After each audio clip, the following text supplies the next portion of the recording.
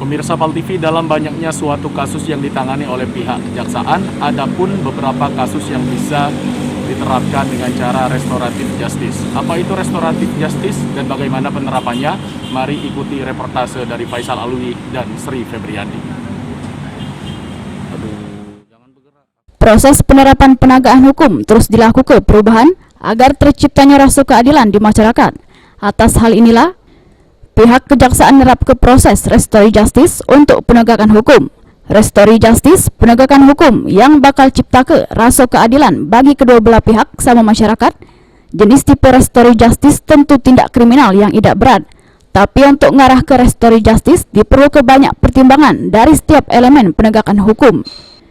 Menurut Jaksa Agung RI, Profesor Dr. St. Burhanuddin SHMH, untuk kriteria kasus yang di restoratif justice perkara ringan, hukuman di bawah 5 tahun, lalu kerugian di bawah Rp2.500.000. Namun hal yang paling utama di restoratif justice ini ialah perdamaian.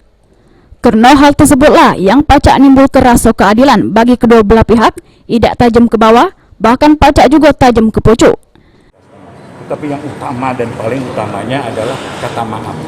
Kenapa? Rasa keadilan di masyarakat itu tentunya dengan ada perdamaian ini clear dan tidak ada dendam lagi. Dan itu yang terpenting. Karena kalau nanti melalui di pengadilan panjang, saya yakin dendam itu masih ada. Tapi dengan perdamaian ini clear, selesai.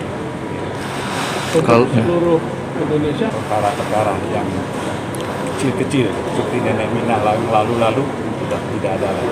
Insya Allah itu adalah dalam rangka menjawab tantangan masyarakat bahwa hukum itu tidak tajam ke bawah, ketumpul dan akan tajam ke atas. Restoratif justice ini dewek tidak perlu dilakukan proses persidangan, di mana pihak kejaksaan yang ngerasa kasus ini pas untuk di restoratif justice harus memenuhi kriteria. Sudah itu disaksi galo-galo pihak terkait. Pemirsa PAL TV, itulah tadi keterangan dari Jaksa Agung Republik Indonesia St. Burhanuddin mengenai restoratif justice.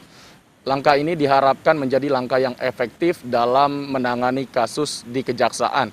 Dan juga jangan sampai lagi ada masyarakat mempunyai statement bahwa hukum itu sendiri tajam ke bawah dan juga tumpul ke atas. Demikian kami laporkan. Faisal Alwi, Sri Febriandi, PAL TV.